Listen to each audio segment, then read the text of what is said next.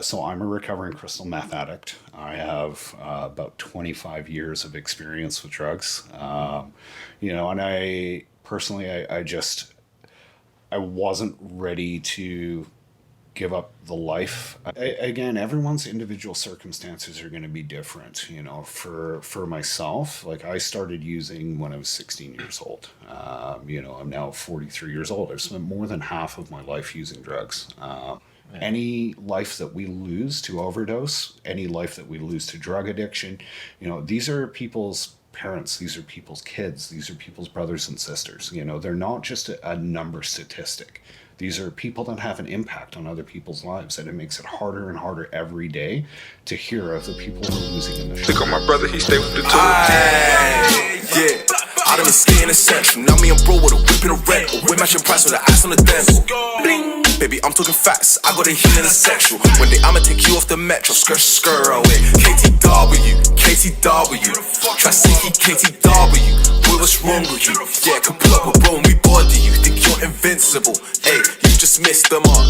We been set to blow from start. Alright guys, so after however many hours of traveling, we finally got to our hotel. And this is the view. It's pretty nice, if you ask me. Yeah, I'll just put some clips from our bedroom, the view. So yeah, enjoy it. Building up another J to help me keep me sane, cause it's fucking me up a lot. She told me to drop, I tell her to get out of the way. Smoking on dog, shit so fun. I might forget my own name.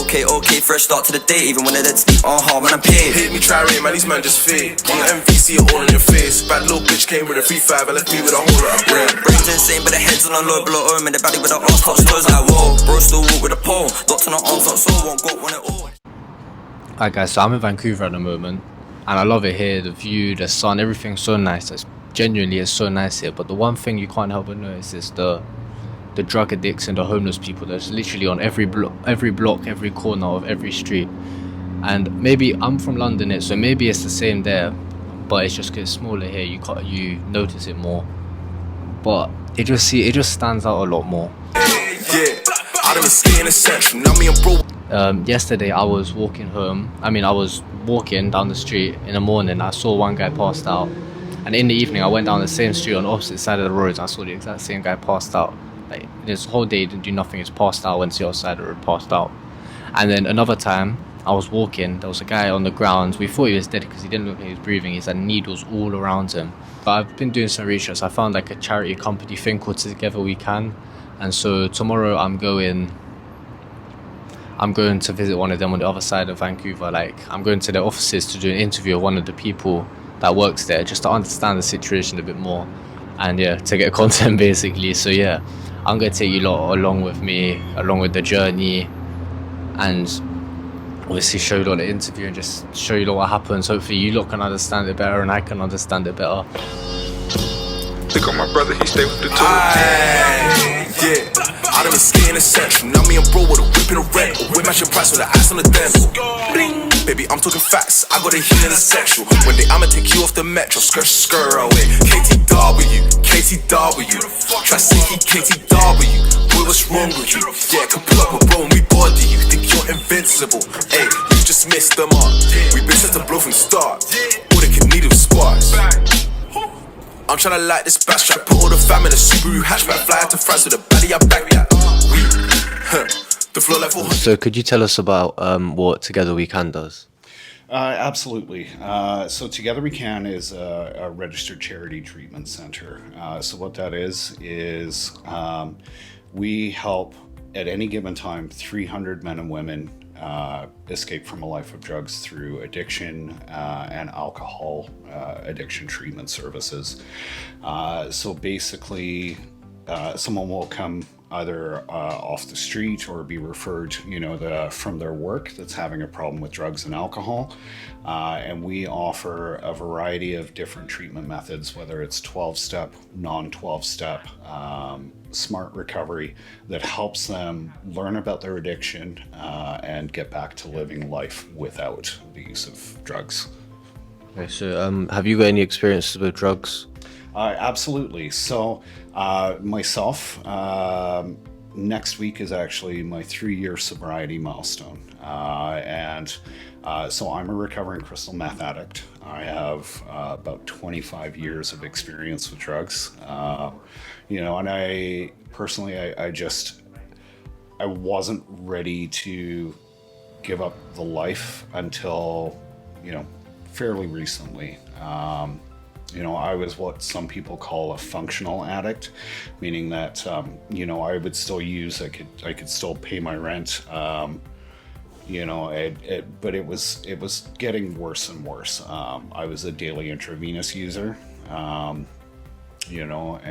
it was about 3 years ago, I made the change and I actually came through treatment here at Together We Can. And I came from a province away. I made the move here to make the change in my life. And, since then, I've remained sober. And now my job here is to help other people get sober as well. That's great. Well done. Look on my brother, he stay with the two. Yeah. I done been skating essential. Now me and bro with a So why do you think there's such a big problem with drugs in Canada and just Vancouver as well? So Vancouver has what I like to refer to the perfect storm of reasons where our climate is nice, essentially year round compared to the rest of Canada. We maybe see 1 day of snow a year versus, the opposite side of the country in Toronto or Montreal where, it snows for 6 months.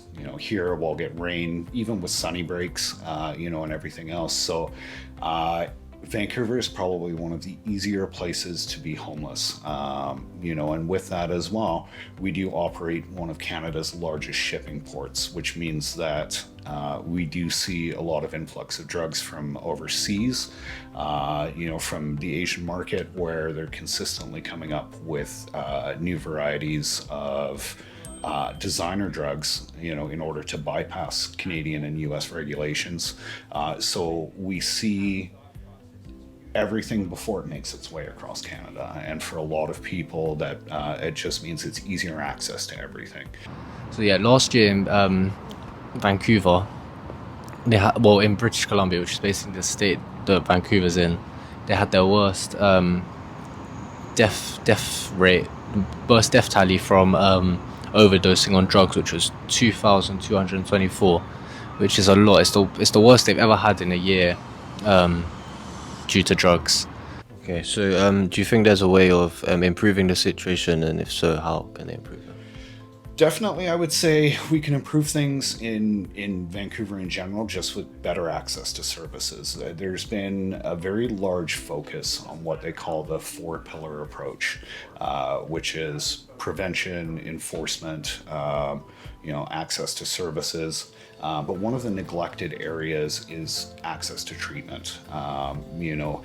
As the consistent cost of living within Vancouver and Canada has risen, the average amount that the government provides for people accessing treatment services hasn't increased in, I would say, 10 to 15 years. So the services that are able to be provided, it's done on a very limited income for a lot of places. Businesses and charities like ourselves have to find budgetary shortfalls through fundraising. We can't do this on government funding alone. And so it's very hard to expand the services that you offer, whether that be 24-hour-a-day care, nutritionist and chef overseen meals so that people can gain their health. It's really, really hard to do that, when the focus has been elsewhere. Lately, there's been a push towards harm reduction, which is absolutely fantastic, but there's no quality of life improvement when you are giving people clean drugs or giving people access to housing. You need to follow up with additional services like mental health care, supportive living, anything to basically improve that quality of life for them, whether that, whatever that looks like for that person. It doesn't seem like the people in charge are trying to do much. They just basically, a lot of the time, the people have mental health problems, and the people here, like the government or whatever, whoever's in charge, to just leave them on the streets, don't help them. So obviously, if you're on the streets, you have nothing to do, so you're just gonna take drugs or whatever you can do to pass the time, which for most of these people is take drugs or just sit on the street doing nothing. Yeah, so you mentioned the government. Do you think that the people in power are doing enough to help these people that are struggling in the situation? I think every time we have a government change, it becomes a renewed focus, which is good. The problem is whether that be local government, municipal government, or the Canadian government overall, there's no consistent follow through. And so what you've seen, for example, within Alberta is now they're having a big push towards treatment, but other services aren't getting the focus that they used to. And so we don't need a 3-year plan or a 4-year plan. What we need is a 10-year plan that everyone can agree on, that will give people consistent access to what they need. And that's an area I think really we can improve. I think all levels of government and local service providers like community housing, community health, all need to sit down and say, this is what we can do for people, and this is what we need to do over the next 10 to 20 years. Because when you're making a change every year, you're not going to see the impact that one change has. And people get lost in the shuffle. Yeah. Any life that we lose to overdose, any life that we lose to drug addiction, these are people's parents, these are people's kids, these are people's brothers and sisters. They're not just a number statistic. These are people that have an impact on other people's lives, and it makes it harder and harder every day to hear of the people we're losing in the shuffle. Yeah, so obviously there's a big problem with homelessness and drugs. Do people become homeless because of the drugs, or do they become homeless and then turn to drugs, get nothing else to do? That's a difficult question to answer. While there are populations of both, it's hard to say. It's an individual circumstance as to what comes first. With homelessness comes despair. With despair comes using drugs to numb. For myself, my personal experience, I did use drugs for years, and it got to a point where I could no longer pay my rent because drugs became a primary focus for me. So it was drugs first and then homelessness. And then you're stuck in this cycle, so they're two separate things that need to be addressed. And I think mental health, housing, and drug use are all things that need to be individually addressed.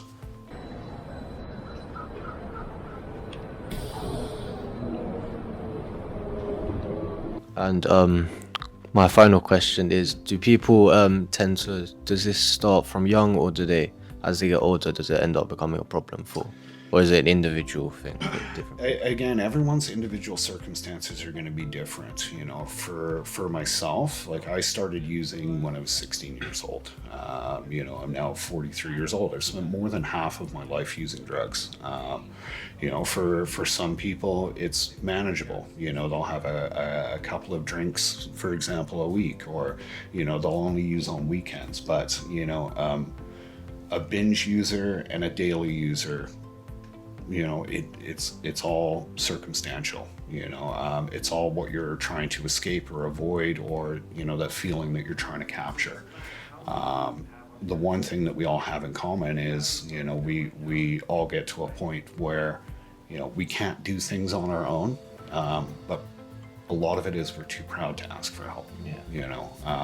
And that for me was one of the longest stumbling points that I had. Was I was able to give people advice and help people with everything, but when it came to asking for help for myself, we're kind of instilled that men don't talk about things, men don't ask for help, and that is why within even just the latest coroner's report, men are proportionately more represented in those overdose numbers. It's not weak to talk about the issues that we have going on, and what we need to do is reduce that stigma around it. Yeah, thank you very much for your time.